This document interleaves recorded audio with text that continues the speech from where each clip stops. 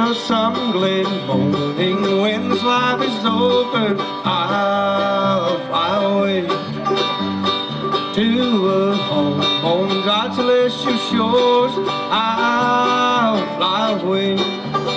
Well, I'll fly away, your glory. I'll fly away. When I die, hallelujah, by and by, I'll fly away.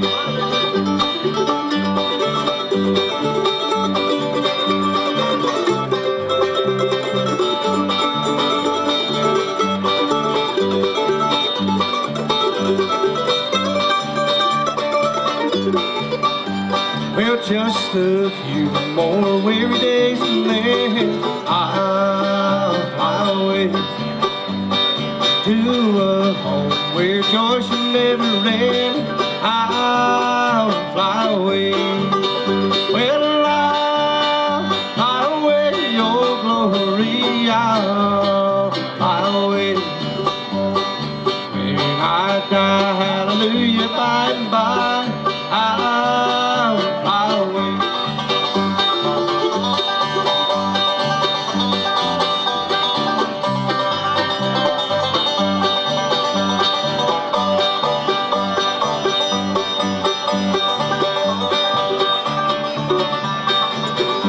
Well, just a few more weary days and then I'll fly away.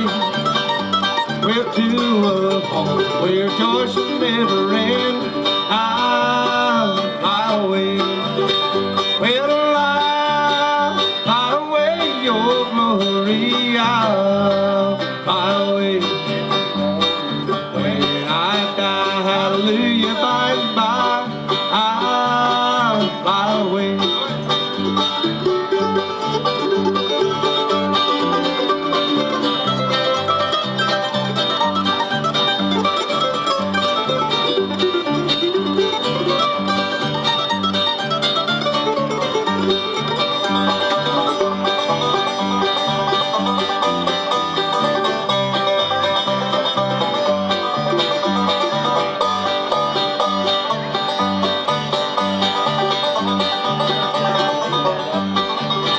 Well, I'll fly away, your glory. I'll fly away. When I die, hallelujah, by and by, I'll fly away. Well, when I die, hallelujah, by and by, I'll fly away. Woo!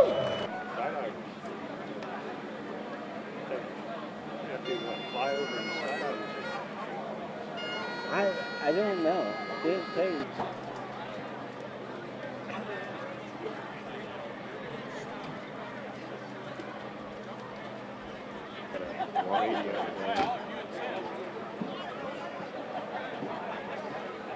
That might be a skydiver.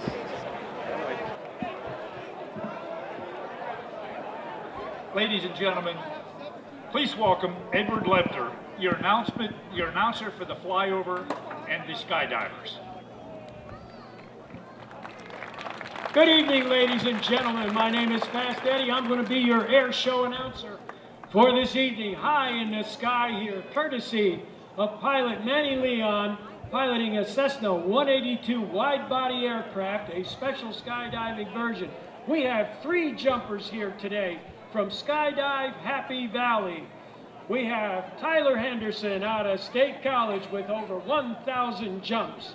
We also have Wild Bill Williams from Sunbury. He's the owner of Skydive Happy Valley with over 5,000 jumps. And Brandon Heath from State College with over 1,000 jumps behind.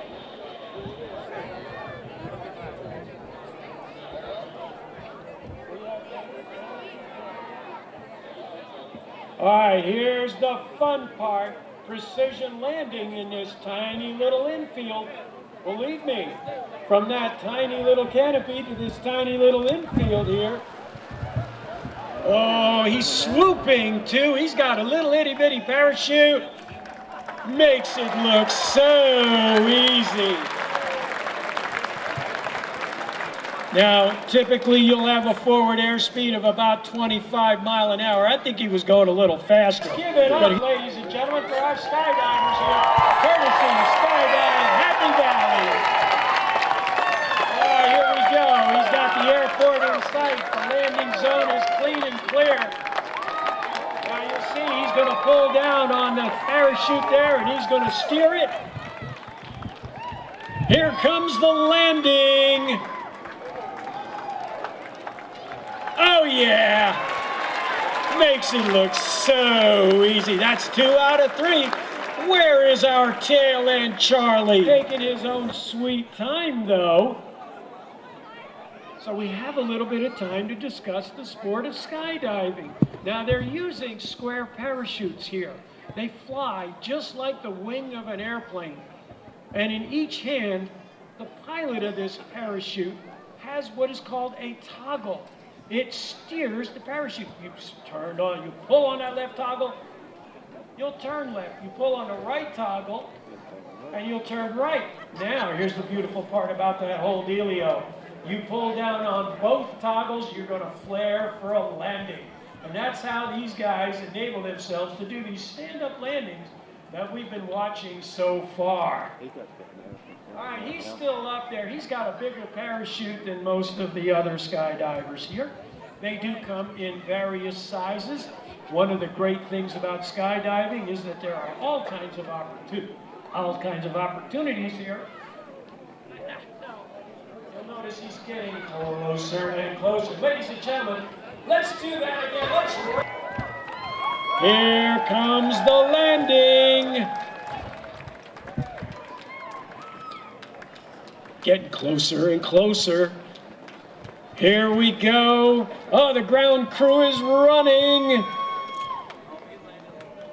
Beautiful stand-up landing. How about a big round of applause for Tyler Henderson, Wild Bill Williams, Brandon Heat, and their ground crew.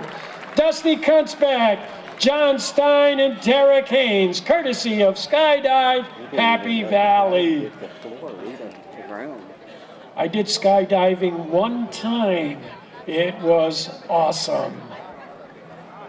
One of these days I'll get the guts to go and do it again. Formation flight. The skydivers are on the ground. The sky is yours.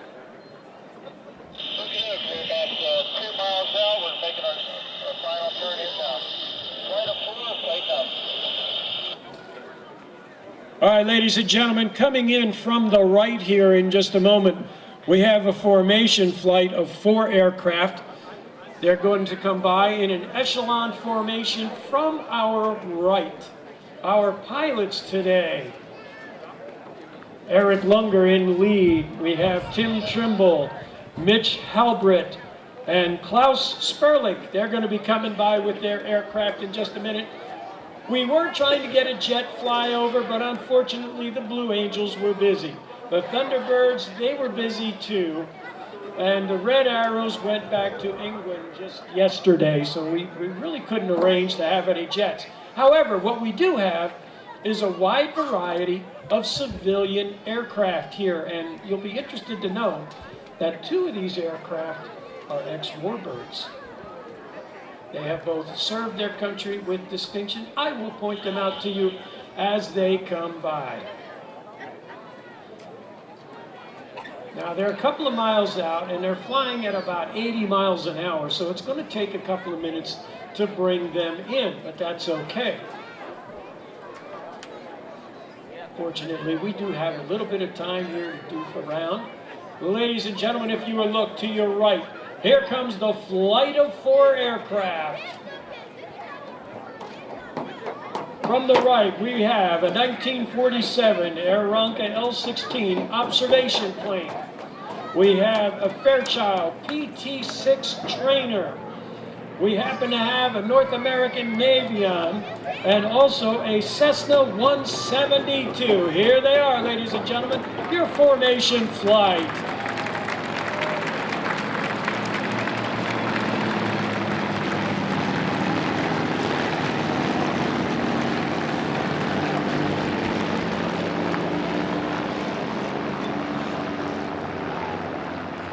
quite a variety of aircraft and here. In just a moment you can see that they are out there circling around. They are going to come from head-on with us here. And one of the things that is always done with the missing man formation is the playing of taps. So if we could, sir, if you could come on up here.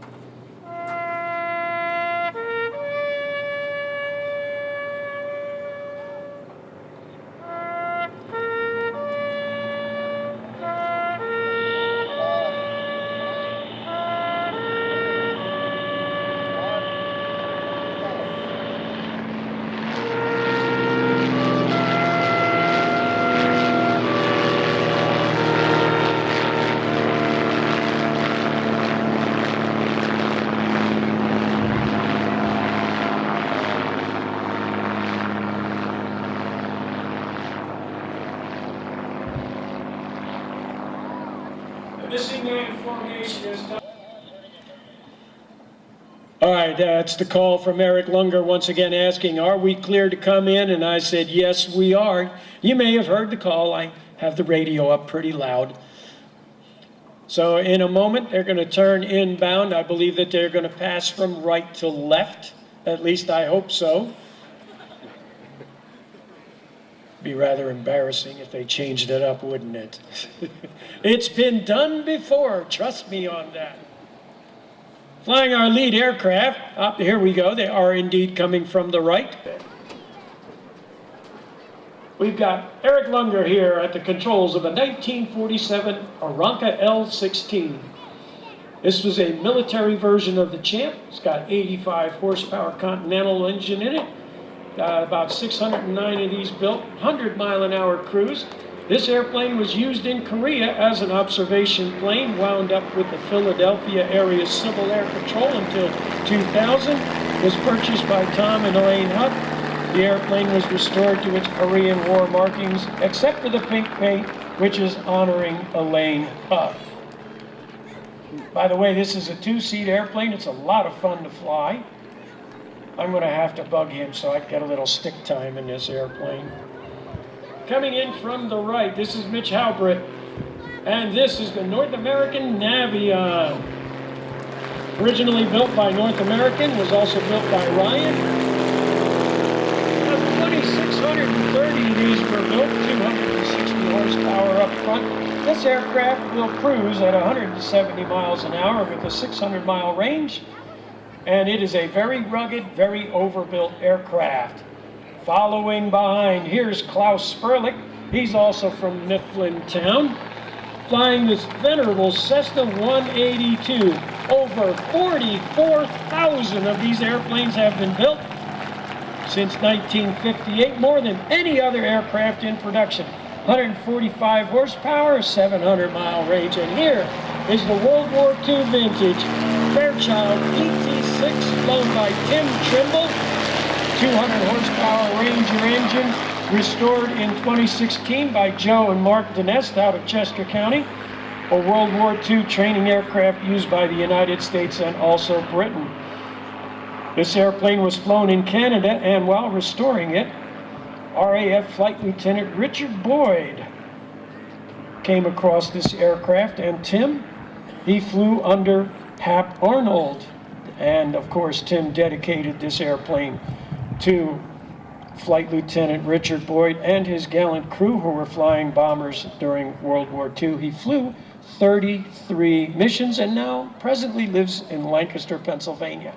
Me and my lady friend Gail, we will be back here tomorrow to watch the racing. We'll see you then. Have a great night, everybody.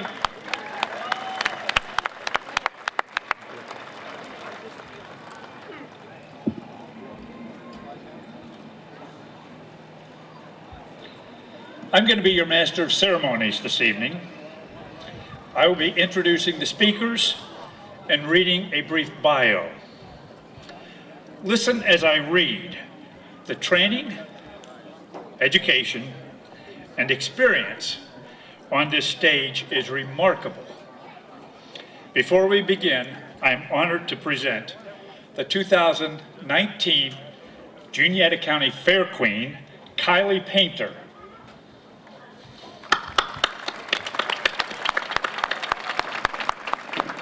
And runner-up, Taylor Orris.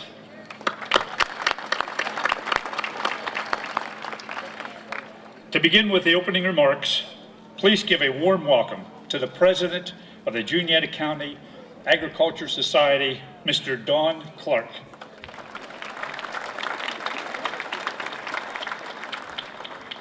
On behalf of the Juniata County Agriculture Society, we welcome you to our 165th annual Juniata County Fair. We thank you for coming tonight to this post 9/11 memorial to honor our fallen heroes, our active military firefighters, the EMS, the local police, the state police, the sheriff department, and all others who serve in the community. We do thank each and every one of those tonight, and we thank everybody who has come to make this a very, I think sometimes we think about 9/11, but 9/11 was a long time ago, and we shouldn't think that way because 9/11 can happen tomorrow again. So we want to thank all these volunteers, everybody who does something, and just think about what they do for each of us. Many of these people are volunteers. And so, again, thank you for coming tonight, and as we honor those who, many of those of you who have had maybe members of your family whose lives were taken in a war, in a fire, in a tragedy. Thank you again.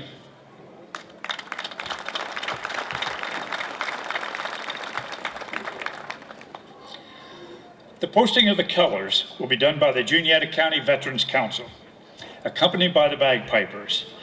Ladies and gentlemen, please stand as we post for the colors. Now the rules have changed. If you are covered and you are a veteran, you can salute or you can cover your heart.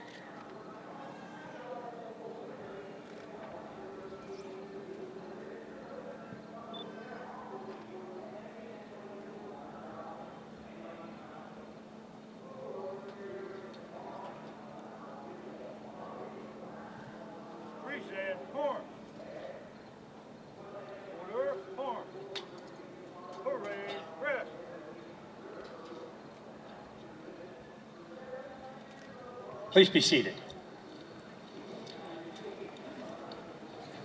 The invocation this evening will be given by Reverend Donald Walters. He's a lifelong resident of Juniata County and will soon celebrate 50 years of marriage with his wife Nancy. They have 3 children, 5 grandchildren. Don served as chief of the Fayette Fire Company and an EMT. He pastored at the Cross Keys Wesley Chapel and the United Methodist Churches in Honey Grove and East Waterford. Reverend Walters.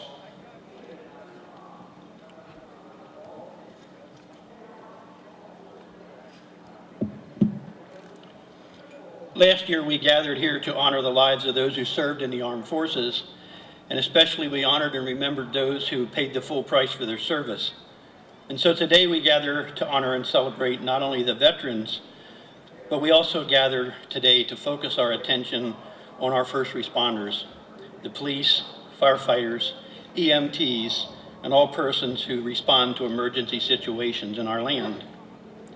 Today we honor and remember those who paid the ultimate price for their service to us. Sometimes we tend to forget that every time first responders respond, they are laying their lives on the line for all of us.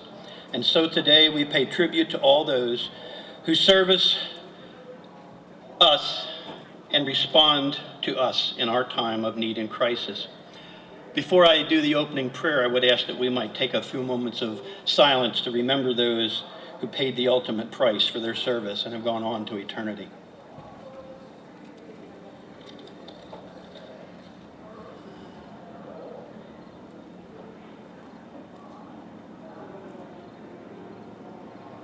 Amen. Let us pray. Heavenly Father, this is a time for us to remember and to give thanks for those who have willingly given themselves to serve others. As we recall with thanksgiving all those who have served us as first responders, those who, when everyone else is running away from the crisis, they are running towards it. Especially today, we honor and remember those whom we have named or will name in this service who gave it all. So help us to never forget their sacrifice. They gave their lives in order to protect and serve us in our time of need. God, we realize that in ages past you have been our help and our hope, and you will be for years to come. And so in our times of danger, as we remember those who have gone before us, we thank you for their service. We ask for your help now so that we might learn to trust you and to serve you as we serve others in their time of need. We pray for the families of those who have given their lives in response to our call for help in our time of need. And we ask your blessing upon them as only you can bless. We pray today for all those who serve as first responders, whether as paid or volunteers. We are grateful for the decades of sacrificial service which they have offered on our behalf. Go with them and bless them in all the days ahead and in all that they do and in the performance of their duties. God bless them and us with all strength and the courage as we reach out to serve others in our community, our nation, and in our world. In your holy name we pray. Amen.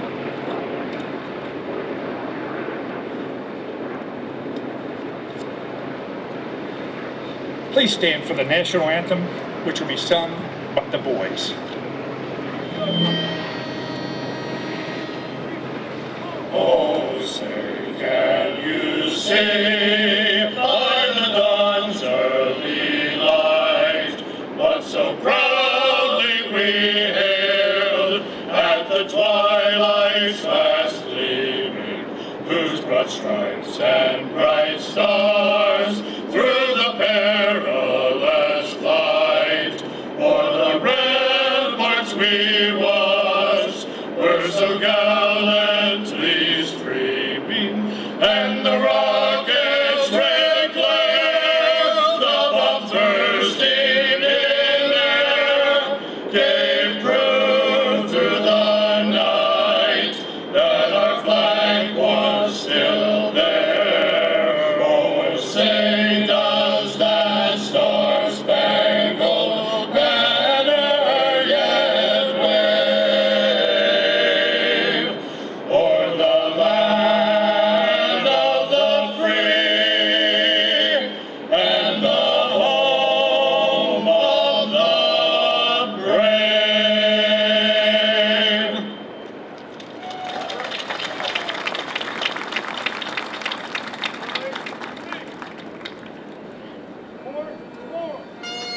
Please be seated.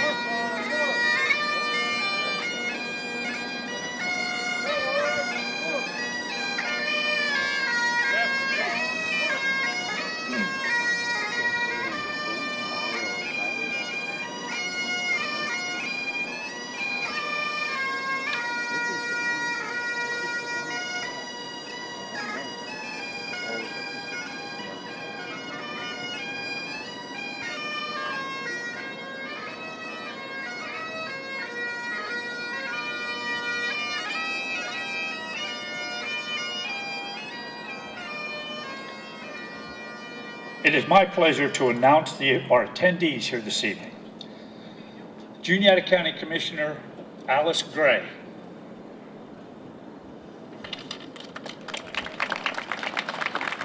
Commissioner Todd Grable. And Commissioner Mark Partner.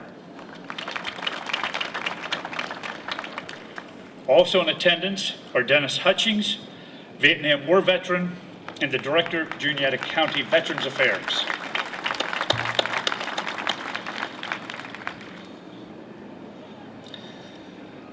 Veterans and families, if you have any questions at all pertaining to any benefits, Dennis is the man that you want to call. Give him a call and schedule an appointment. A lot of times we think as a veteran that we didn't earn benefits. That is not true. If you've served, you have earned. That's what Dennis is there for. We're also pleased to introduce Mr. Alan Weaver, the Director of Juniata County EMA. Mr. Clarence Allen, Army veteran. Mr. Steve Ferrante, Air Force veteran. Both Clarence and Steve are the organizers of this event. Now, I've been to a lot of events, but what I've seen here tonight, the only time I've seen anything like this is at an air show. I've never seen where we have 3 helicopters on display, we have a skydiving team, and other, where you can come in, visit with those helicopters. I think Clarence and Steve did an excellent job. Thank you, guys.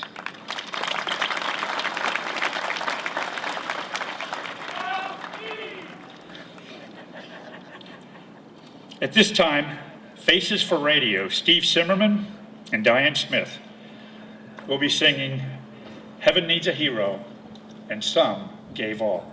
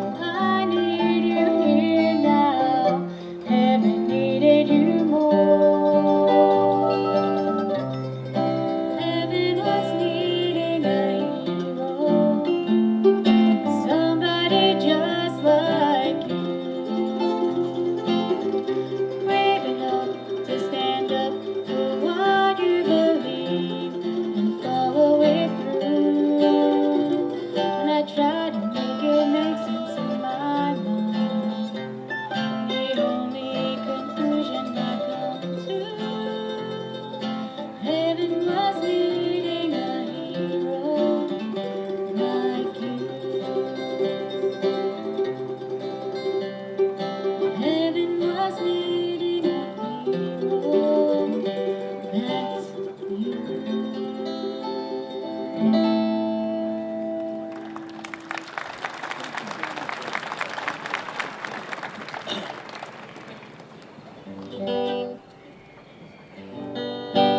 I knew a man called Sandy Kane.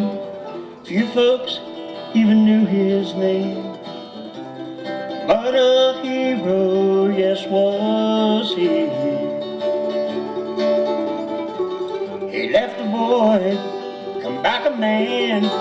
Still many just don't understand about the reasons we are free. I can't forget the look in his eyes, or the tears that he cried as he said these words to me. All gave some gave all.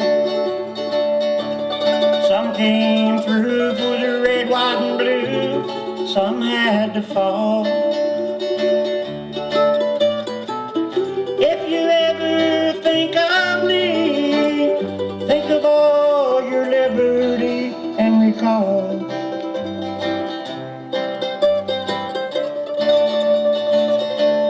Some gave all. Now Sandy Kane is no longer here, but his words are also clear as they echo throughout our land. And for his friends who gave their all, stood their ground and took the fall, just to help their fellow man. Love your country, live with pride. Don't forget those who died. America, can't you see? All gave some gave all. Some came through for the red, white, and blue. Some had to fall. If you ever think of me, think of all your liberty and recall.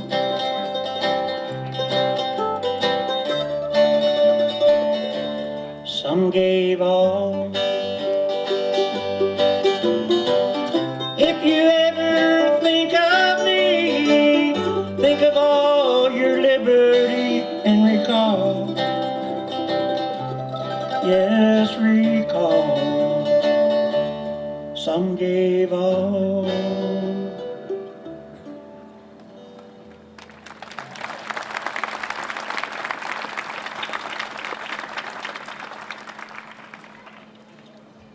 When we speak of those who gave all, we also have to remember the families of those who gave all, because they are also hurting, not just for the moment, but for a lifetime. I would be a failure if I didn't mention one of the most important positions here this evening, and that's our sound man. Mr. Jim Hartzell, thank you very much.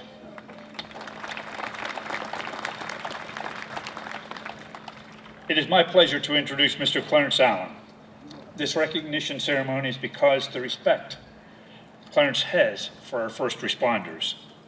He graduated from municipal police training at the Pennsylvania State Police Academy and worked as a chief of police in Mifflin, Port Royal, Walker Township, and retired as a federal police officer.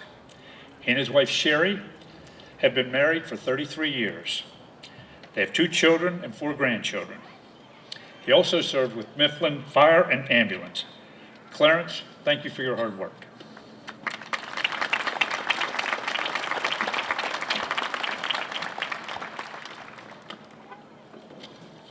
Thanks, Jim. Welcome everyone to the 165 Juniata County Fair.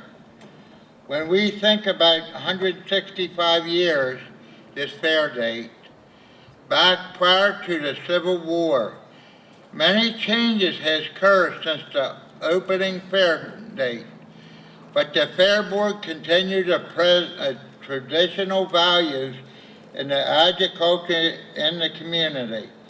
This event is a good example of the board continuing the fact to place value on those people who served our community. I want to thank everyone who participate, our speakers, first responders, police, fire, EMS, the Army National Guard, Walk with the Blue, Jim Hart, Soul Supplying the Sound, Jim Scott, the bagpiper, who managed the website for me, and family members of those who we are recognizing and all the volunteers. Last year we concluded our recognition of our military. I know then that we had to do something to give the deserved recognition of those individuals who served our communities 24/7, but so often did not receive the appreciation they deserve. This evening we are saying thank you for all your services to our community, for being well to respond at any time, day or night, for assuring that we can sleep better knowing that you are on call. Ladies and gentlemen, take time to thank family members or friends who are serving the first responders. Let them know how you appreciate what they do. I do want to thank my wife Sherry, who's right there, for supporting me in this endeavor, and my two children somewhere in the grandstands, Mandy and Corey. To our first responders again, thank you.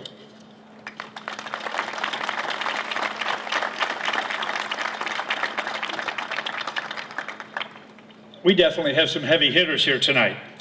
For our first speaker, he is executive in residence at Duquesne University School of Law, and most recently served as an adjunct professor.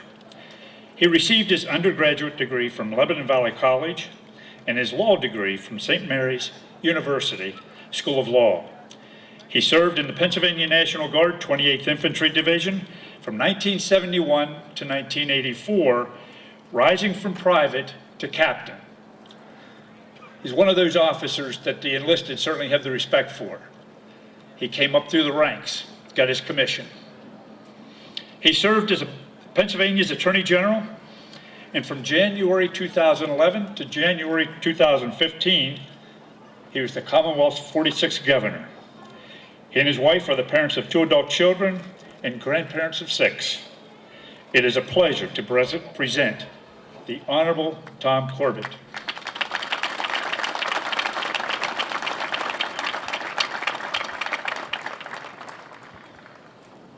Thank you so much for the very short introduction. I really appreciate that. And I'm sure everybody in the crowd does too. And thank you all for joining us here today. Take a look at the sky. Take a look at these clouds. If this isn't beautiful America, I don't know what is. Would you agree with me? Yeah. Clarence, I want to thank you for the invitation to join you tonight.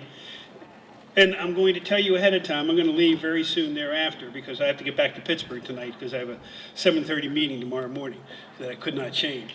But I was not going to change the opportunity to come up here and speak to you for a short period of time, very short. This is the first time I've been to a county fair since I left office in 2015. And I couldn't have picked a better place to come. And you can tell all the other county fairs that also.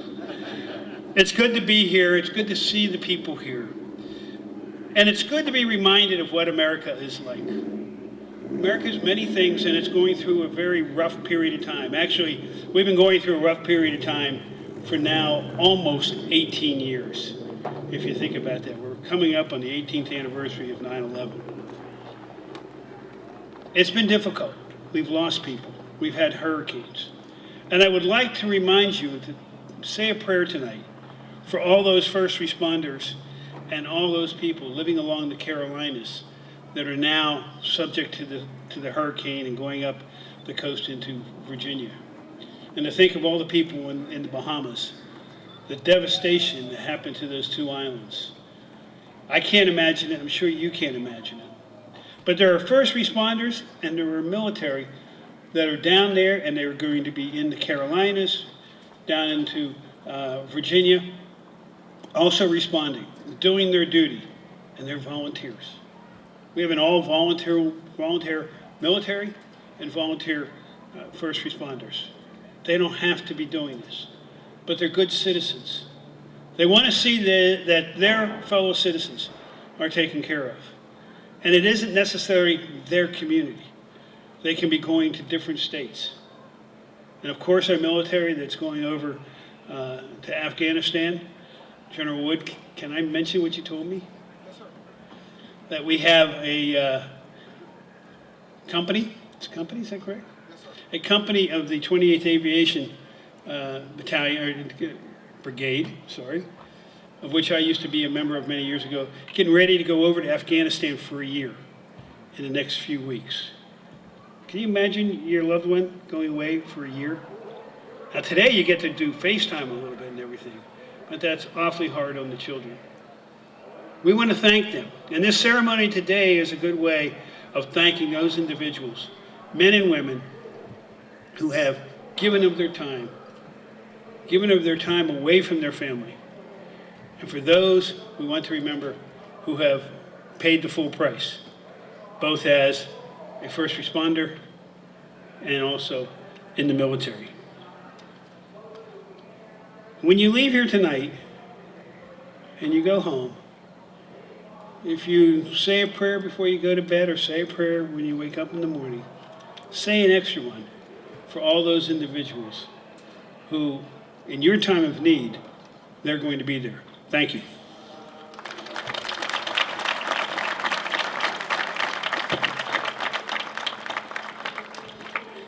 Our next speaker is serving his first term in Congress. He has also served 5 terms in the Pennsylvania House of Representatives. He's been married to his wife Kay for 34 years, and they have 2 adult children and 2 granddaughters. Congressman Fred Keller.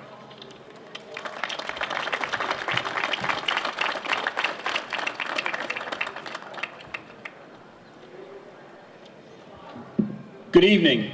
It's a pleasure to be here this evening, and I want to thank Clarence Allen for the invitation. I would also like to thank him for organizing the event, and there's some people that he mentioned to me have helped in the past. And the individuals that put on the event and organize everything don't often get enough recognition. So I'd like, before my remarks, just to thank Stephen Ferrant from Mifflintown, PA, Sergeant Dana Miller from Indiantown Gap, James Scott from Millerstown, PA, and James Scott from Annville, PA. They are people that have helped us keep remembering our first responders and our military personnel that keep us safe here in our nation and in our homes, because they have donated their time to make sure this event has been happening over the past several years. To begin my remarks, I guess I just want to talk about what we saw here today and remember when we came in and we saw the helicopters behind us. We had the state police helicopter there. We had the United States Army helicopter there. And we had the Life Flight helicopter back here behind us. And as we come in, we also see the fire engines and ambulances out here in front of us, and behind us, the ladder trucks with the flag flying behind us. And when you think about all that it takes to make sure that people are ready to defend us, defend our nation, defend our way of life, keep us safe as United States citizens, keep the people of this world safe from tyranny and oppression. And then we look at the people that are here keeping us safe in our homes, keeping us safe on the highways, keeping us safe in our communities. And there couldn't be a better example of that than right behind here with the ladder trucks holding up that American flag. It's the people in our communities, whether they're in our armed services, whether our first responders, whether the volunteers that make this event possible. It's the communities here in central Pennsylvania and across our nation that support that flag and for what it stands. There is no other place on the face of this earth where we have the freedom and the opportunity to make the difference that our first responders and our military have provided for us. So the way we can repay them is to make sure that we always remember what they have done, not just for us, but for our community, for our state, and for our nation, and quite frankly, people around the globe. It's so important that this tradition continue so that we can pass that on, and for many generations, America can remain that shining city on a hill that our forebears saw from afar. When people talk, a lot of times they talk about people that are disadvantaged or people that are at risk. The only people in this world that are disadvantaged or at risk are those who do not live in the United States of America, because we are so fortunate to have people that care, not just to keep their family and friends safe, but to keep their neighbors and people they have never met safe. So it's a privilege to be here tonight. I just want to make sure that we remember all of those who have given their time. And as the song had said earlier, some all gave some and some gave all. But they did it because of what has been done before us and for what our country stands. And the symbol of that goodness is right here behind us in that flag. So thank you very much. Enjoy the rest of the evening, and please always remember and say a prayer for our first responders and our military personnel.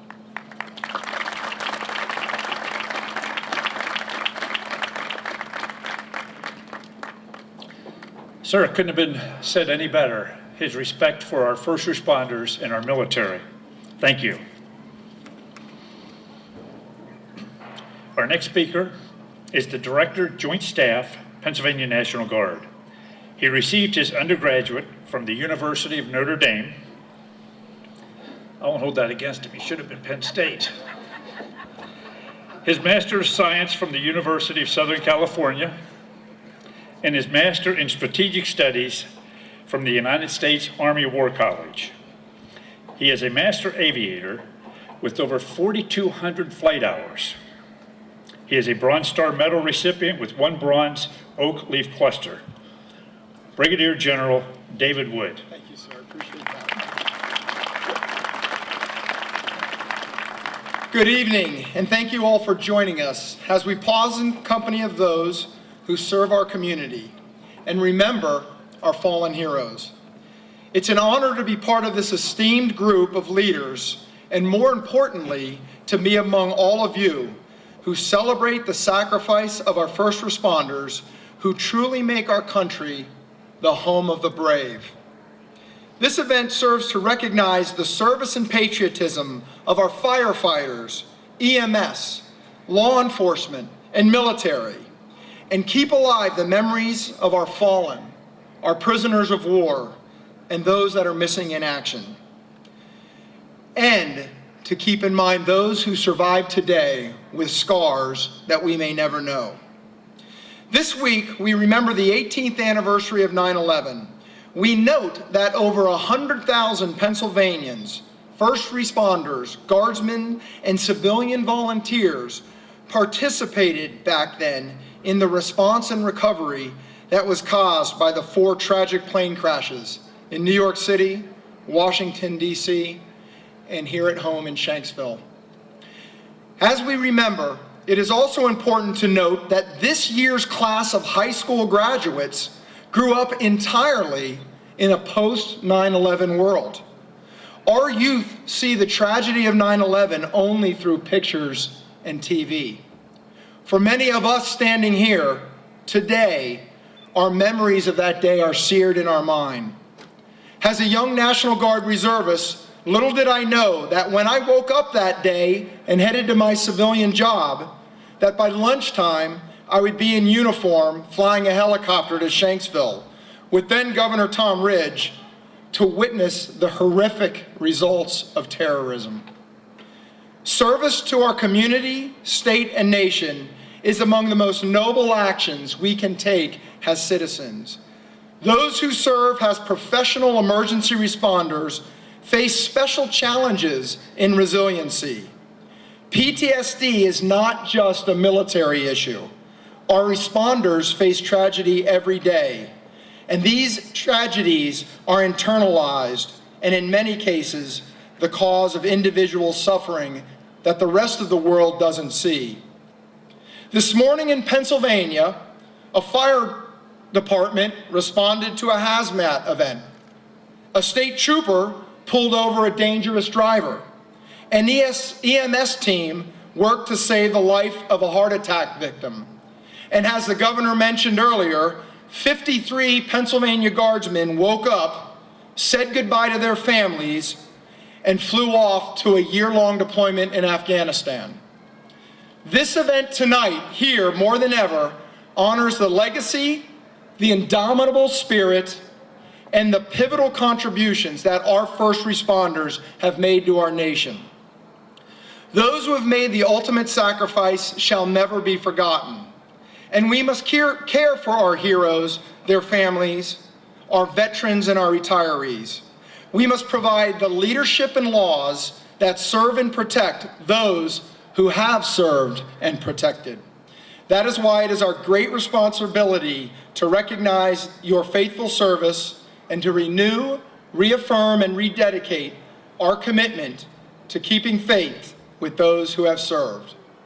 Thank you for allowing me the honor to speak, and thank you all for taking time out of your busy days to spend time in a place dedicated to heroes. God bless our nation, and thank you.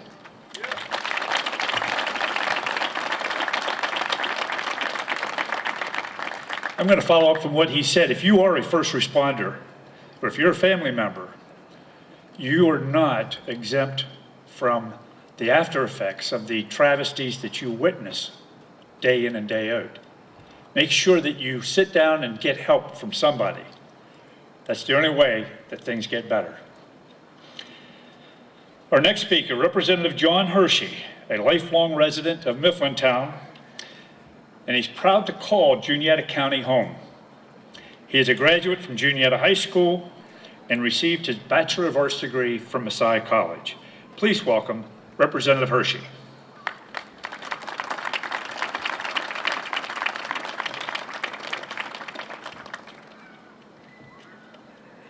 Hey everyone, good evening, and thank you for coming out tonight, and thank you, Clarence, for inviting me here this evening. Since this is a 9/11 memorial event, I wanted to talk about my own story from 9/11. As you know, everyone has their own story. And I don't want to make fun of my more distinguished colleagues behind me's more senior age, but I was in 3rd grade on September 11th, 2001. It was a pretty normal school morning, and I was sitting in Mrs. Arn's class over here at Fermanagh Elementary School, and someone walked in and whispered to her while she was teaching, and I just remember her face falling. And my next memory of that morning is lining up to go home. At the time, 5th graders led younger students out of the school, and someone told me that we were going home because they bombed our buildings. Well, I didn't know who they were or who he was even talking about, but I remember the feeling of fear, as if something were happening right here in Mifflintown or Port Royal. And when I got home, I still didn't understand the magnitude. By that time, my parents were both home, and they explained to me what had happened about the 4 planes and the towers falling. And I still remember thinking, this is America. This doesn't happen here. I was too young to remember the Olympic bombing in Atlanta, and certainly never anything of this magnitude had happened during my lifetime. But as we know, unfortunately, it can happen here. This event had a profound effect on my generation. Many of my classmates signed up for the military. My older cousin recently returned safely from his 5th tour of duty in the Middle East.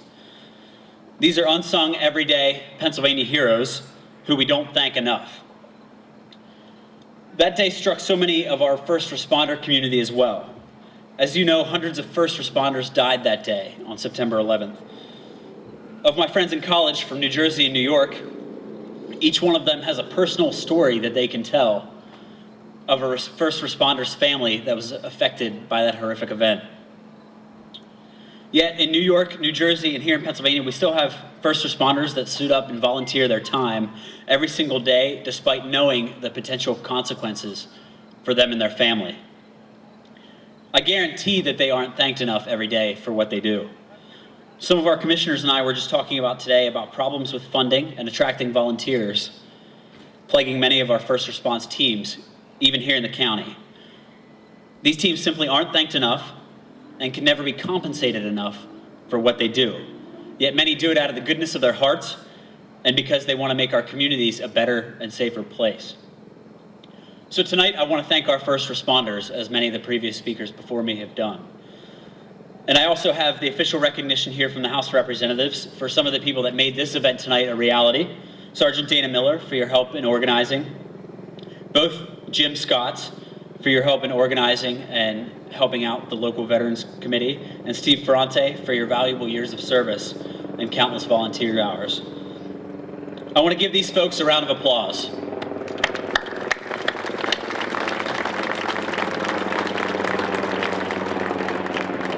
Because without them, tonight would not have been possible. And we wouldn't have been able to celebrate our first responders here in Juniata County to this magnitude.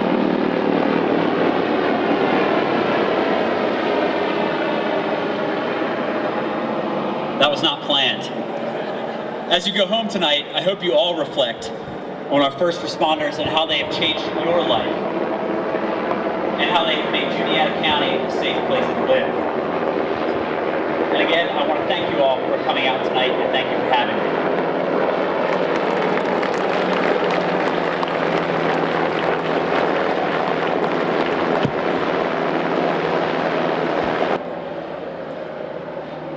The Honorable Corey Snook, Juniata County District Attorney since 2009, was raised in Juniata County, graduated from Juniata High School, completed his bachelor's degree at Lebanon Valley College, and earned his Juris Doctor from Dickinson School of Law of Penn State University. Please welcome Juniata County District Attorney Corey Snook.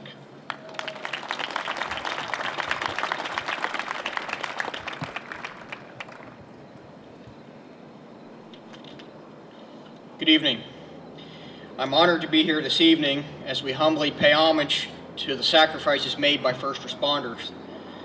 My own experience with first responders started at a young age here at this very facility. My dad was a member of Friendship Fire Company, and every Saturday night at the races, he drove the ambulance that was stationed right up here on the fourth turn. Now, in my duties as district attorney, I'm privileged to witness the work that these men and women do on a daily basis. They don't do it for recognition, they do it to serve others. Service to your fellow citizens, your fellow human beings, is the noblest of pursuits. These types of selfless principles are the foundation of a society and culture we should all strive to attain. These individuals never know when that fateful call will come in, but they put on that uniform every day and they respond whenever called upon. We mourn those we've lost, but we should also celebrate that they lived. Their spirit of service to others lives on in the daily duties performed every day by their fellow first responders. Let us not only celebrate the fact that they lived, but that they chose to live a life in service to their fellow citizens. Let us not forget the selfless sacrifices of the families and loved ones of our first responders. We owe a significant debt of gratitude to these families. Pay that debt by paying it forward. There are many quotes regarding sacrifice and service to others, but I like this one by Albert Pike. He said, "What we have done for ourselves alone dies with us. What we have done for others and the world remains as immortal." May we never forget their sacrifices and their spirit of service. May we honor and celebrate them by embracing that spirit of service. And may we strive to achieve those ideals in our everyday lives. These men and women we honor this evening are truly immortal, in that they will never be forgotten. weep that we lost these individuals too soon, but thank God that they lived. Thank you.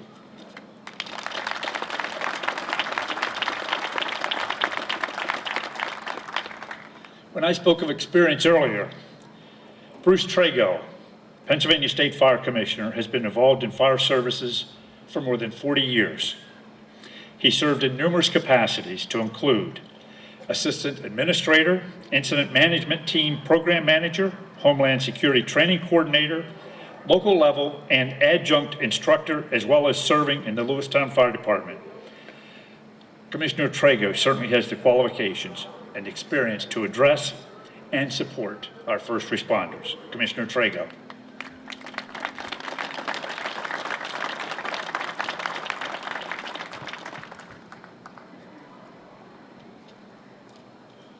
Thank you, Jim. And it is truly a humbling experience to be amongst this group of folks who have demonstrated in their lives the true ideals of what first responders do each and every day.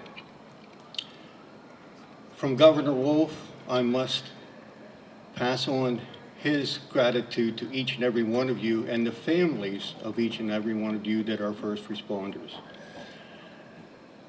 There were several things mentioned ahead of me this evening that I'd just like to touch base on a little bit.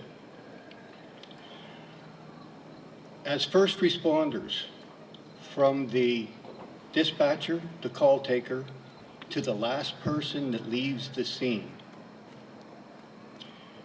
every one of those folks have trained to do what they feel they are good at and what they want to do to help their fellow citizens.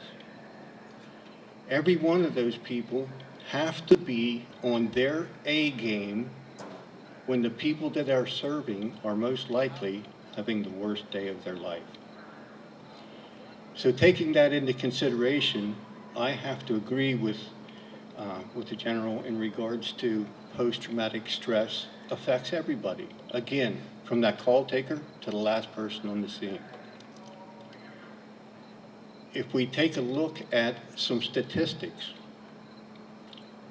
in 2017, we lost more firefighters to suicide than we did to line of duty deaths.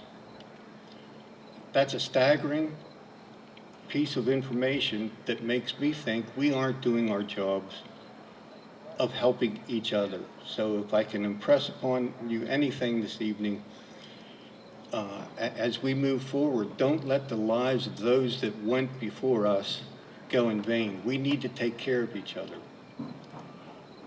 Some of the words in that song that was so eloquently presented to us this evening. Some gave all gave some are still giving.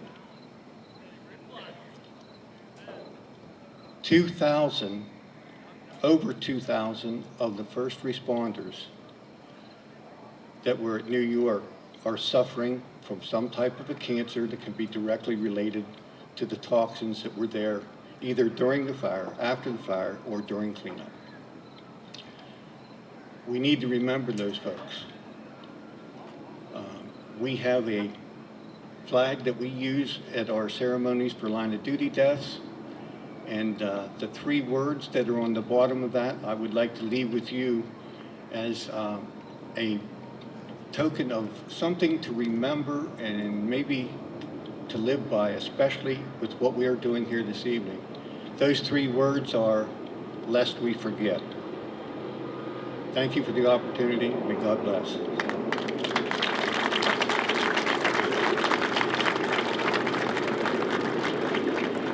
Dylan Ferguson, Director of the Bureau of Emergency Management Services, Pennsylvania Department of Health, has over 15 years of experience in public safety, serving as a firefighter, EMT, paramedic, and EMS administrator. Mr. Ferguson is a graduate of Illinois State University and is currently studying at American Public University for a master's degree in emergency and disaster management. Mr. Ferguson.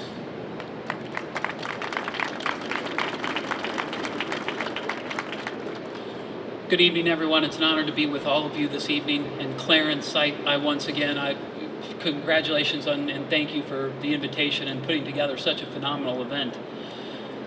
This event this evening, we take the opportunity to remember, to commemorate, and pay respect to our fallen first responders and members of the armed forces, all of whom bravely serve not only our great Commonwealth, but also our country. We're truly fortunate across Pennsylvania to be served and protected by some of the most dedicated and selfless individuals that you could ever meet. Our first responders, including those assembled here this evening, give so much to their communities that they serve, right here in Juniata County and in the surrounding areas. And I certainly hope that you are as proud of them as I am. Their dedication and commitment to their duty of keeping us all safe and healthy is unmatched and unparalleled. Tonight, we take a special moment to honor those first responders and their families who gave what President Lincoln referred to as the last full measure of devotion. Devotion to a cause and a calling so great that they knowingly placed themselves in danger and laid down their life for another. Though they have passed, their names and their legacies continue to live on. Those of us who remain have taken over their watch, mindful of their dedication to every man, woman, and child who finds themselves in a situation so vulnerable, so precarious, that their only choice is to cry out to a stranger for help. While the sirens may have fallen silent on our friends and loved ones, know that their spirit lives on. I pray that every time you see a fire truck responding, a medevac buzzing overhead, or a police cruiser sitting on the side of the road, that your burden will be slightly lessened and you be blessed by the comfort of knowing that others have taken up their noble and honorable cause. I wish blessings and safety for everyone here and to our entire first responder family across our great Commonwealth of Pennsylvania. Thank you.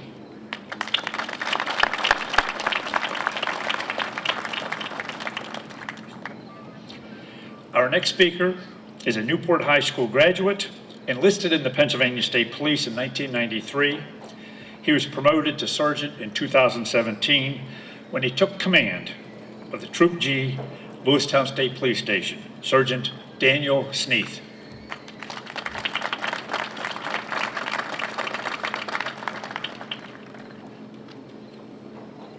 I am a Pennsylvania State Trooper, a soldier of the law.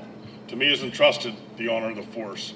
I must serve honestly, faithfully, and if need be, lay down my life as others have done before me, rather than swerve from the path of duty. It is my duty to obey the law and to enforce it without any consideration of class, color, creed, or condition. It is also my duty to be of assistance to anyone in danger or distress, and at all times so conduct myself that the honor of the force may be upheld. That is the Pennsylvania State Police Call of Honor. In 1929, the superintendent of the Pennsylvania State Police issued a general order that all members memorize the Call of Honor, a tradition that is still held to this day. Since September 2nd, 1906, when the first two state policemen were killed in Florence, Jefferson County, the men and women of the Pennsylvania State Police have not swerved from the path of duty. Every day we put on our uniform, not sure if it's the last day we will serve or not, but we will not swerve from the path of duty. I'm proud to call myself a Pennsylvania State Trooper and a first responder. I've been doing this for 26 years. I've mostly served in central Pennsylvania, Franklin County, Lycoming County, Center County, Huntington County, Blair County, and finally as a station commander at Troop G Lewistown, which serves Mifflin and Juniata counties. I also served in the city of Philadelphia. All those places I've served with the Pennsylvania State Police, I've dealt with and worked with a lot of police officers, whether they be state police, local law enforcement, firemen, and EMTs. All of them have been committed first responders to the communities where they live. The key to it is, as first responders, we live and work where we where we're at. Most of us are friends, family, and neighbors to those that we serve in the community. And we continue to serve and do a job to help those people that we are there for. Every anniversary of a member's death from the Pennsylvania State Police, every year on their anniversary date, an email is sent out statewide to every employee of the Pennsylvania State Police. I take the time to read every one of those every year. A lot of those members have been killed at the hands of criminals, but there have been a number of members who were killed while responding to traffic crashes. On a simple traffic stop, being hit by a vehicle, assisting a motorist along the roadway, or in training, or some other non-threatening duty. All those men have made the ultimate sacrifice and laid down their life rather than swerve from the path of duty. As long as we have needed men and women to serve our communities, first responders have stepped up. We will continue to do so into the future, and as with the Pennsylvania State Police, we will not swerve from the path of duty, even if it means laying down our life as others have done before us.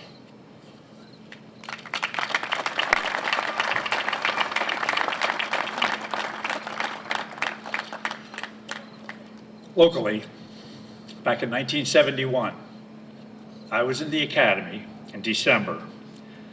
Corporal John Valent picked up 3 suspects up near the Jamesway store in Lewistown.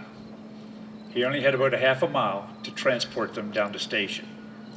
He put them in the back seat of the troop car, was driving toward station. One of them pulled out a .22 and shot him in the back of the head.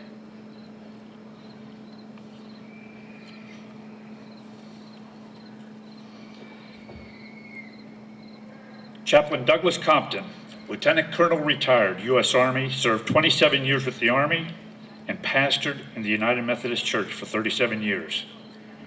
He has 3 children and 8 grandchildren. Chaplain?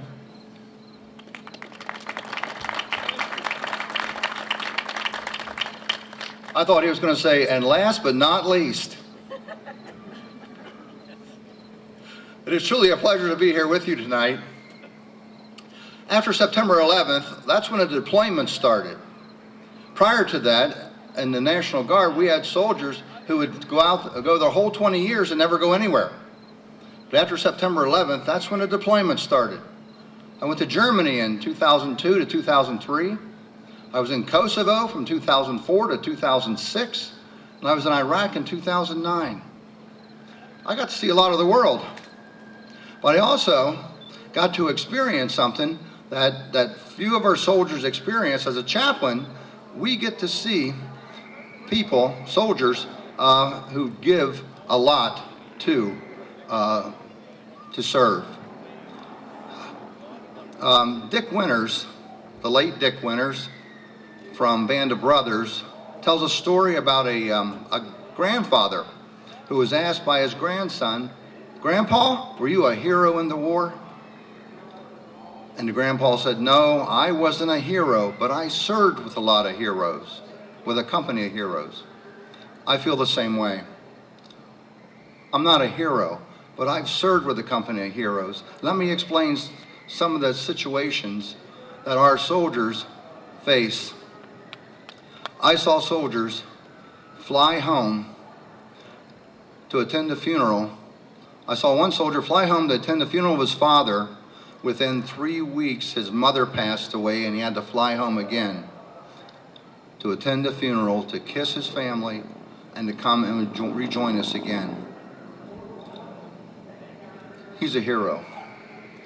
I saw some of our soldiers go home for the birth of their child. That's if they can make it. They kiss their baby, kiss their spouse, get back on a plane, and join us. To me, that's a hero. I saw soldiers who worked hard to save their marriages or save their relationships. We had one soldier in Kosovo. He was engaged, totally in love with this young lady. Good-looking young man. They were about to get married before he left. Once he got into Kosovo, it was a long deployment. He got word that his fiancée broke up with him. He came to our office and we held him while he cried. That's some of the sacrifices our soldiers make in terms of relationships. So, one time on deployment, I called Pennsylvania and talked to a mother who was struggling with their teenage child, linking them up with a chaplain that's already over here so that they could get help. I saw soldiers put their lives on hold, their hopes, plans, and dreams. Too bad you have to go on deployment. They go on deployment to fly thousands of miles away to protect us in freedom. Like the song says, all gave some and some gave all. A special thanks, as all have said, to all our military. To our soldiers for modeling the words of Scripture, greater love has no man than this, that he lay down his life for his friends. Thank you to our Air Force personnel for showing the rest of us that there is more to life than money or recognition, or the compiling of forgettable personal statistics. Thank you to our sailors and Marines for voluntarily leaving the comparative safety and nurture of family and home, and knowing the risks and dangers involved, placing your life between the lives of all Americans and the enemy, in a country most of us couldn't even find on the map. And that's true. When I was told I was going to Kosovo, I said, where is it? Most people couldn't even find it on the map. Thank you to our National Guard, Coast Guard, and Reserve for reminding us, in the words of the Apostle Paul, I have nothing I wasn't given. A special thanks to our Gold Star mothers and our Gold Star spouses. You sent your sons and daughters off to war and prayed for their safe return.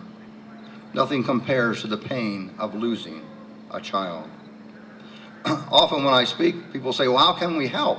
What can we do? How can I help? When we flew back from Kosovo, we flew into Bangor, Maine. Believe me, it was a beautiful sight. It was 1 o'clock in the morning, but it was a beautiful sight. There were elderly people there. You know how long it took me to learn to say elderly, but there was an elderly people there. And they had cookies, and they had cell phones, and this one lady had to hug every one of us. It was the greatest thing we've ever seen. But she had to hug every one of us before we got back on that plane. And I said, are you guys with the USO? They said, no, we are not with the USO. And most people their age are already in bed hours before that. They were there because they wanted to say thank you. How can we say thank you to our military? When you help a wife whose husband is serving overseas, you have helped our nation. How can we say thank you? When you make sure the soldier who goes on a deployment has his or her job when they return, you have helped our nation. Our soldiers struggle sometimes when they return with their employers. I know there's all kinds of laws and there's all ways of holding on to their job, but sometimes they struggle. During World War II, a young paratrooper, David Webster of E Company 101st Airborne, wrote his mother, stop worrying about me. I joined the parachutists to fight. I intend to fight. If necessary, I shall die fighting, but don't worry about this because no war can be won without young men dying. And listen to this. Those things that are precious are saved only by sacrifice. Has been asked of you before, please pray. Take every opportunity to pray for our military in harm's way. Afghanistan still is going on and taking the lives of our brave men and women. They fight for us, for our security and our freedom. Pray for their families as they wait their return. And you don't know what it's like to live as a single parent with your spouse on deployment, waiting for them to return until you've done it. And it's a real sacrifice for our families. Pray that one day God will end all conflict and peace will reign. God bless America, and God bless you all.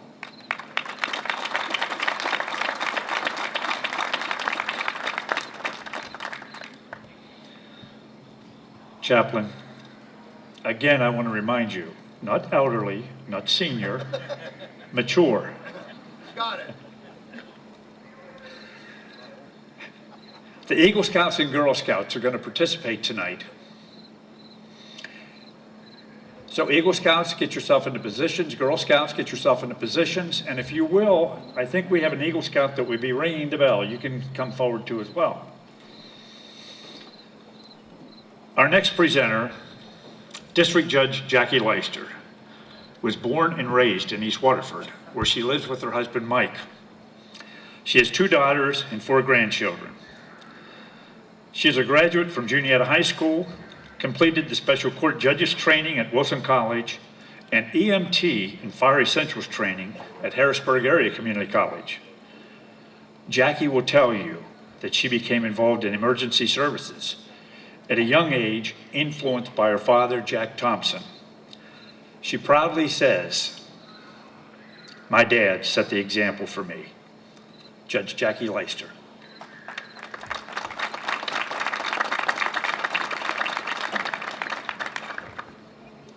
I'd like to thank Scotty and Clarence for putting this on tonight.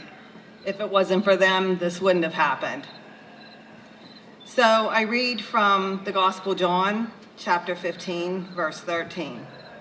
Greater love hath no man than this, that a man lay down his life for his friends. Police, fire, EMS, and military, they are the ones who run into battle, fires, vehicle crashes, active shooter scenes, when the rest of us are running away from danger. Firefighters run into a fully involved structure fire to save a child trapped in a second-story bedroom and carry him to safety, and then go back inside to extinguish the fire. EMTs crawl inside a mangled, overturned vehicle to administer life-saving first aid to an entrapped and severely injured 16-year-old while she's being extricated by the jaws of life and then transported to her trauma center. Police officers enter the scene of an active shooter incident at a local elementary school. Their job is to stop the shooter, secure the building, and minimize the loss of life, ensuring that each child is accounted for and delivered to their waiting parents. Military, all branches. These brave men and women go into battle on the front lines in foreign countries, under enemy fire, sometimes spending years away from their families to defend our right to live in a free, secure, and prosperous country. These are the people who lay their lives on the line every day, not only for their friends and family, but for complete strangers as well.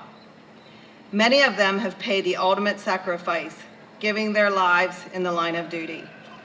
Today, we remember these brave men and women who have given their lives during their service. We express our sincere gratitude for each of their sacrifices. We also extend our deep condolences to their families who are left without a mother, father, son, or daughter. We want you to know that your loved one is a hero, and we will never forget them. Please join me now in a moment of silent meditation for all fallen heroes.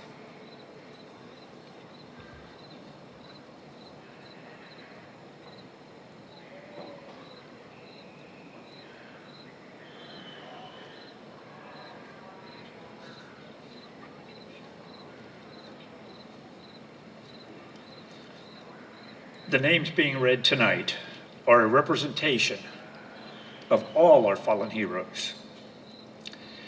Readings are by Jackie Leister and Dwayne Hart for our first responders, EMS, fire. Dwayne joined the Friendship Fire Company at the age of 15. He has been a member and chief for 30 years. He and his wife Jenny have 3 children and 1 grandchild. Also, Officer Eric Kelly, the Pennsylvania Game Commission. Trooper Christopher Fox, the Pennsylvania State Police, and Dennis Hutchings, Veterans Affairs, will be reading the names of law enforcement and military. Please come forward.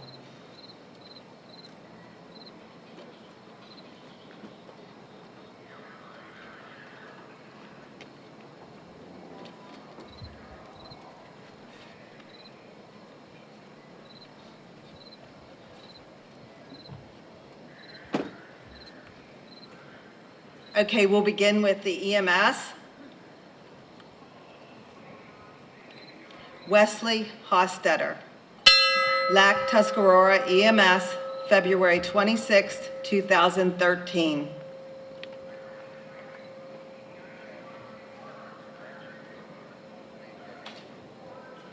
Are there any next of kin for Wesley?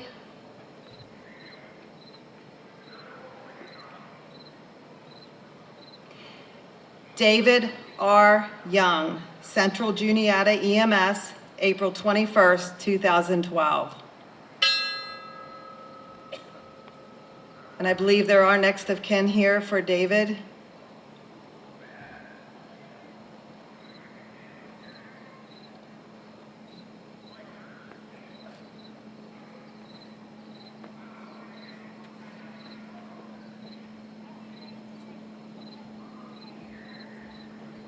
John Demkowski, Lackawanna Ambulance, November 29th, 2010.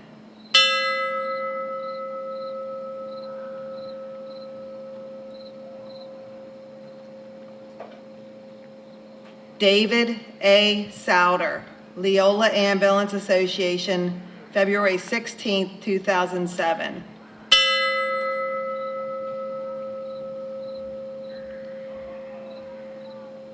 Robert W. Ashby Sr., Christiana Community Ambulance, October 2nd, 2017.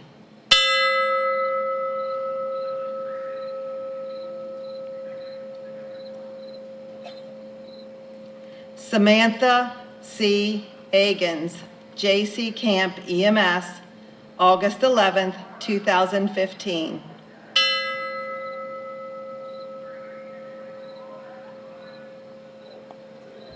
Barry J. Nagel, Silver Spring Ambulance and Rescue, February 4th, 2009.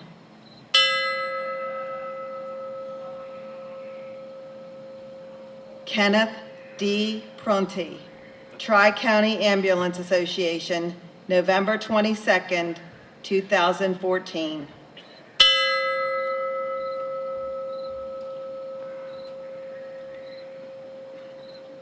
Thomas M. D. Gruen, Tonahannock Ambulance Association, May 23rd, 2013.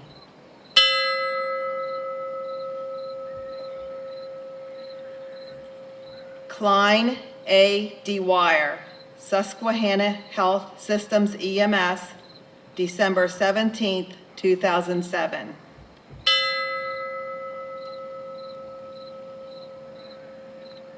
Kelly A. Conti, Critical Care Diversified Enterprises, January 18th, 2002.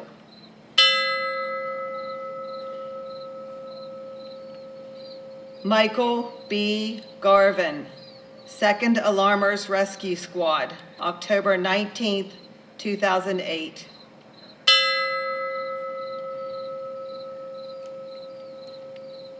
Daniel E. Keller, Fayette EMS, November 12th, 2003.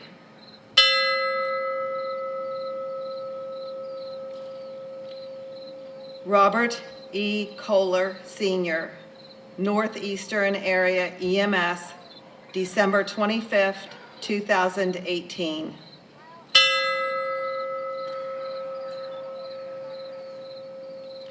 Sean M. Kramer, Hamburg Ambulance Service, October 10th, 2001. John F. Ligito, Parksburg Ambulance Fire Company, September 25th, 2002.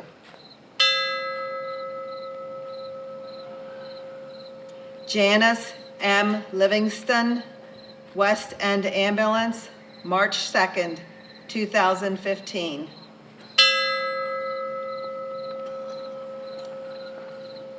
Daniel W. McIntosh, Ben Salem EMS, March 7th, 2010.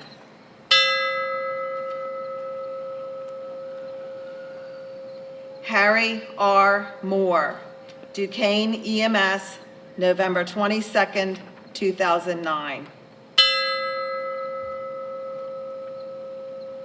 Robert Reeder, Crozier EMS, Crozier Keystone EMS, October 20th, 2018.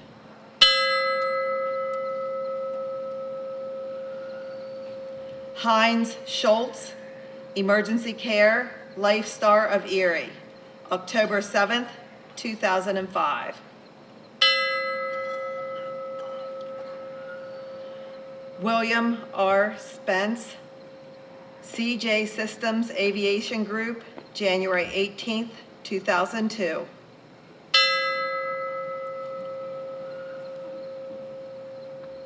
Robert Vetter, Mon Valley EMS, June 27th, 2017.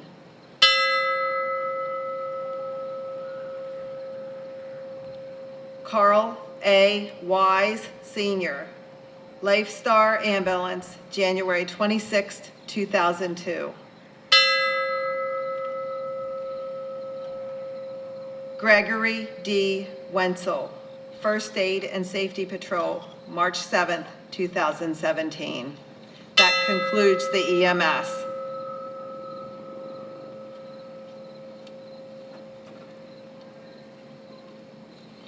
I'll be reading the list of firemen that have passed away. Brandon Little, United Hook and Ladder Company 33, January 18th, 2012. Robert Gilardi, Altoona Fire Department, October 25th, 2005. Jackson Gerhardt, Chambersburg Fire Department, December 5th, 2004. Russell Gow III, Factoryville Fire Company, January 20th, 2003. Keith Hess, Fanet Metal Fire Company, January 20th, 2003. Ethan Amsball, Hanover Mount Union Fire Company, June 2nd, 2012. Earl Shoemaker, Hanover Fire Department, March 12th, 2016. Dennis DeVoe, Harrisburg Bureau of Fire, March 11th, 2017. John D. Taylor, Philadelphia Fire Department, August 20th, 2004. Ray Rubio, Philadelphia Fire Department, August 20th, 2004. Robert Neary, Philadelphia Fire Department, April 9th, 2012. Daniel Sweeney, Philadelphia Fire Department, April 9th, 2012. Michael Goodwin, Philadelphia Fire Department, April 6, 2016. Michael Bernstein, Philadelphia Fire Department, March 20th, 2019. Ivan Flanschka, York City Fire Department, March 22nd, 2018. Zachary Anthony, York City Fire Department, March 22nd, 2018. James Lee Robson, Scranton Fire Department, July 18th, 2008. Timothy DiOrio, Cole Township Fire Department, November 1st, 2002. Christy Rogers, Robert Fulton Fire Company, October 24th, 2014. Brenda Bauer, City of Reading Fire Department, April 23rd, 2015. Kenneth Green Sr., Philadelphia Fire Department, September 14th, 2017. Matthew Latourneau, Philadelphia Fire Department, January 6, 2018. Walter Wagman, Buchanan Valley Volunteer Fire Department, August 14th, 2019.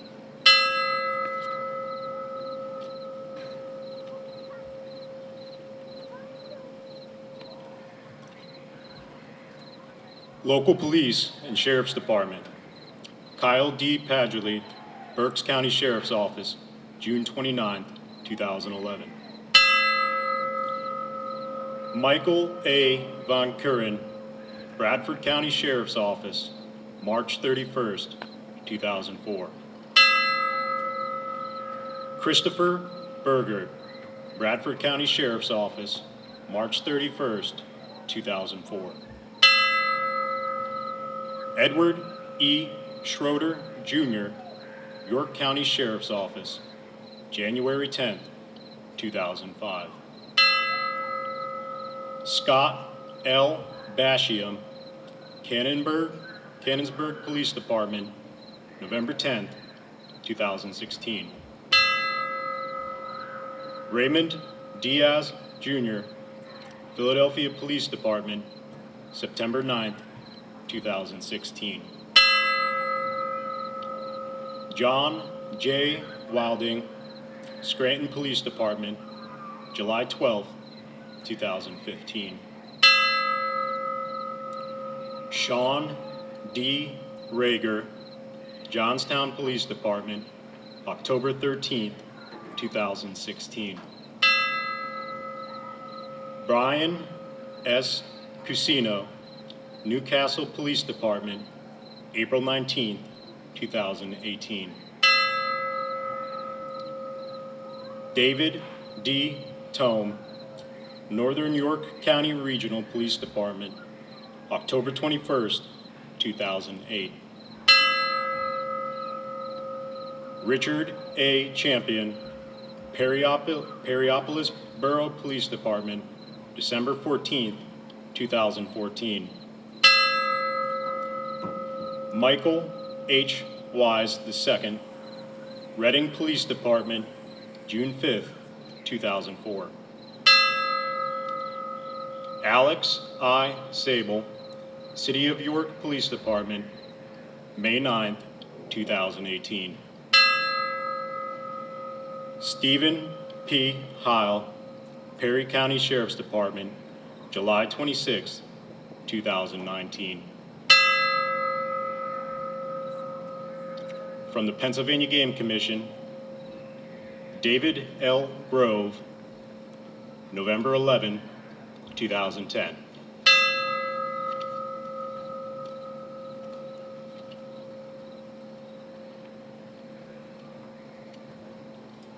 From the Department of Corrections, David H. Bowser, Jr., November 13th, 2002. Mark J. Baserman, February 26th, 2008. Mark Anthony Gaspich, October 10th, 2018. Christopher D. Moles, July 18th, 2016. From the 1st Judicial District Warrant Unit, Joseph E. Leclerc, Jr., March 19th, 2004. From the National Services and U.S. Marshal Service, Christopher D. Hill, January 18th, 2018. And from the Federal Bureau of Prisons, Eric J. Williams, February 25th, 2013.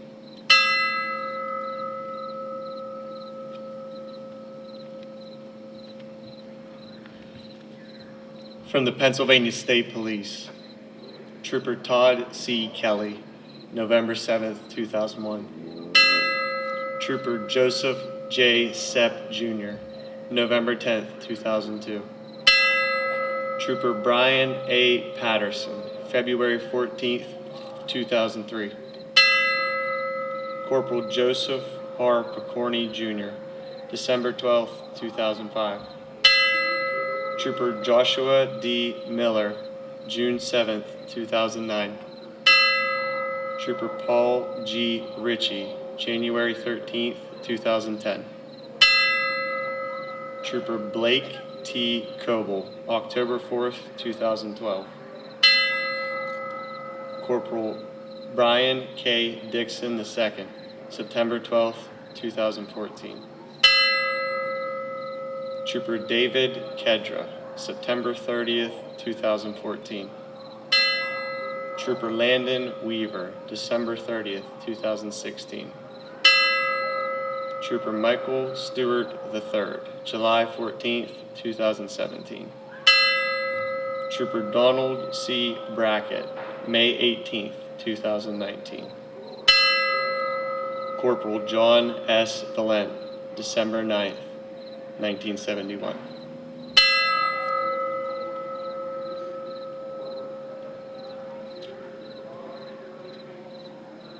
From the military, Army, Timothy L. Haslett, November 15th, 2003.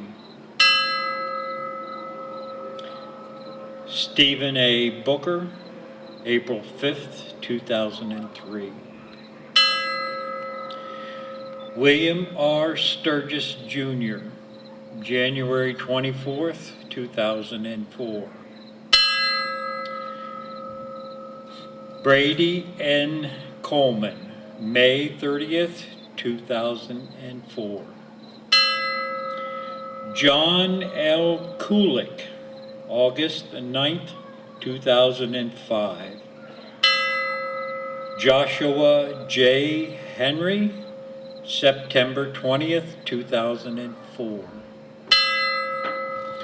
Brent W. Dunkelberger, December 12th, 2006. Keith A. Callahan, January 24th, 2007. Derek D. Holland, June 3rd, 2008. James M. Yawn, June 25th, 2008. Brandon Steyer, October 15th, 2009. Brian K. Mowry, July 18th, 2011. Cameron J. Stamball, July 8th, 2012. From the Marines, Abram L. Howard, July 27th, 2010. Jason L. Fry, October 6th, 2005. Donnie D. Wells, November 9th, 2004. Nicholas B. Morrison, August 13th, 2004. Jason L. Fry, October 6th, 2005. Abram L. Howard, July 27th, 2010. Matthew M. Weingand, April 6th, 2019. Christopher Slutman, April 8th, 2019. Benjamin Hines, April 8th, 2019. The brother that I served with at the 193rd Special Ops Air National Guard. I see his wife in the audience. Thank you, Kelly, for coming.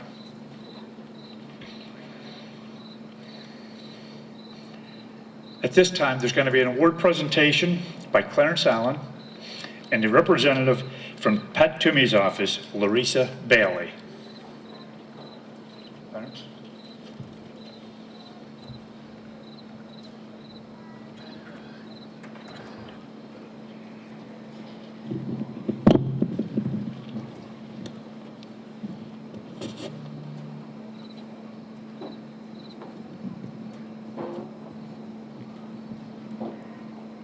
Dawn, you want to come up? You can help Dawn Clark. Come on.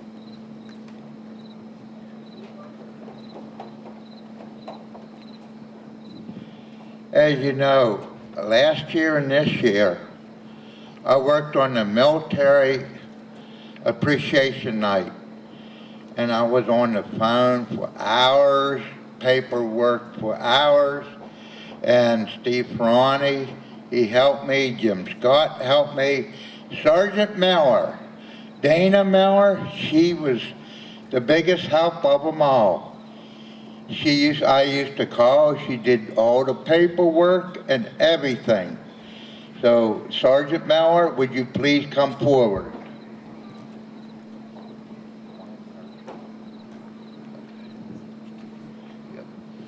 And the representative, you want to come up too?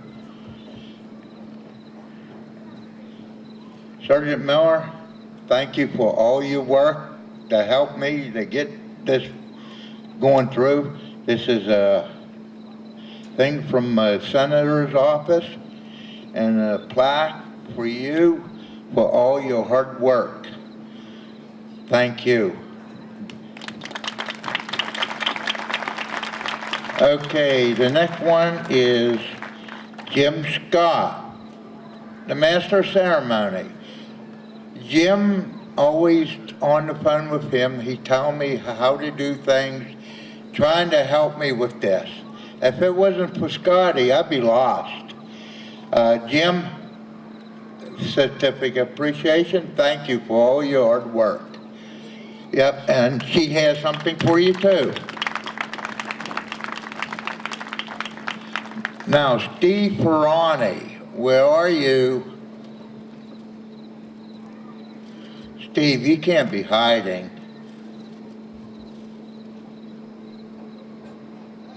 The Jim Scott too, the bagpiper. Come up here then.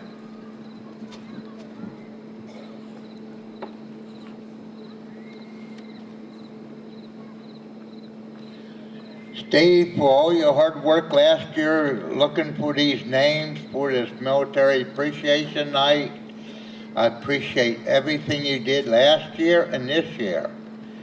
So thank you. And this lady has you something. Both of them does, from Senator's office. I won't be a first. Thank you, Steve.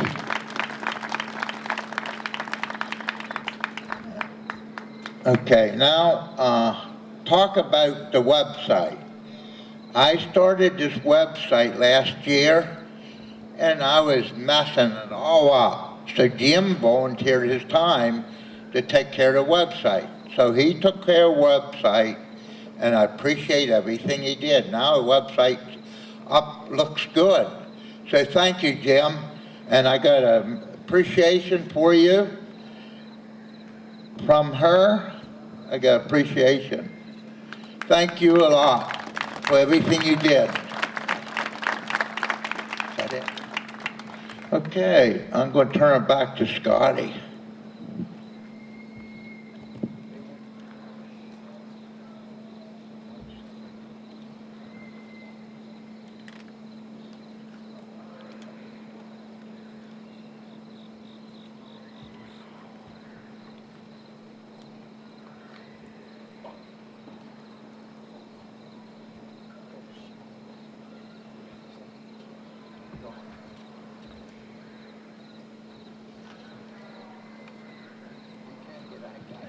Good evening. In recognition of tonight's ceremony and in remembrance of those who have lost their lives in the line of duty, it's my privilege to be here tonight on behalf of U.S. Senator Pat Toomey. And I'd like to present Clarence and Dawn here with this special American flag and certificate. I'm just going to take a moment to read what's on the certificate. At the request of the Honorable Patrick J. Toomey, United States Senator, this flag was flown over the United States Capitol in honor of the Juniata County Fair's post 9/11 memorial service.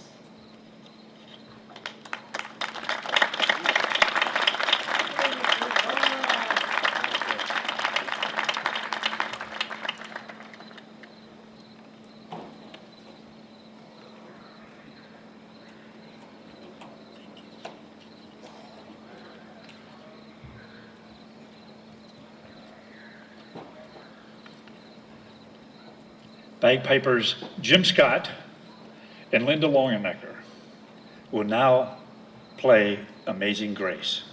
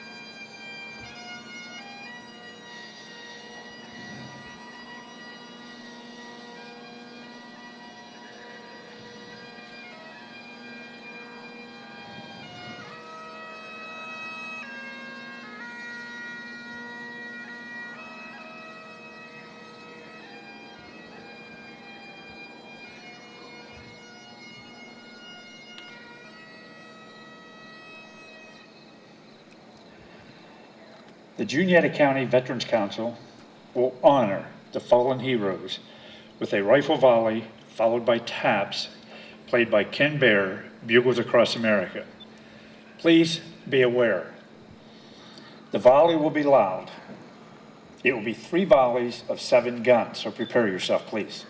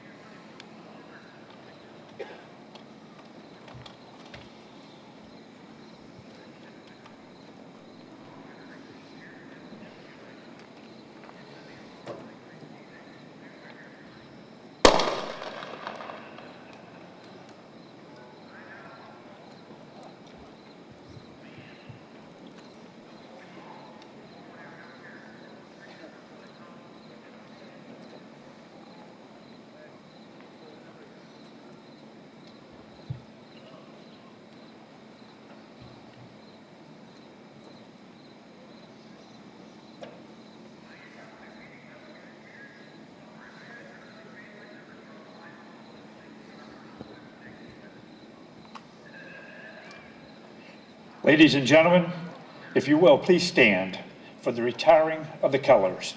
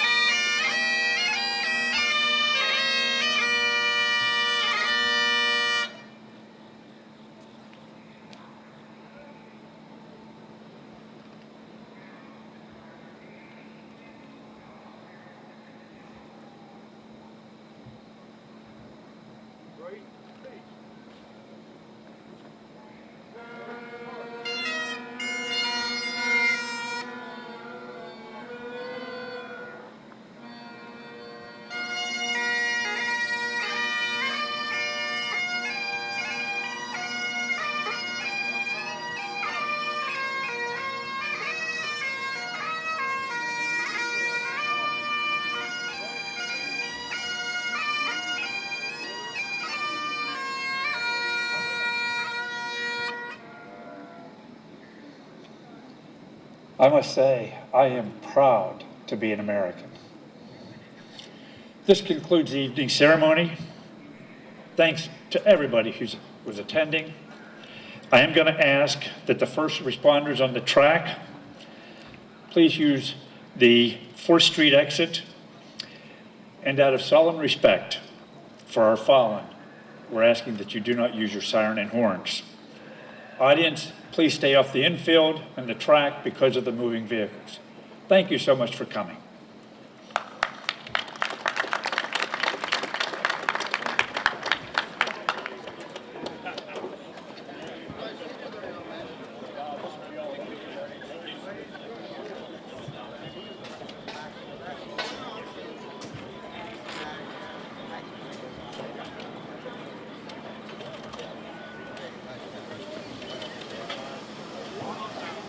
Thank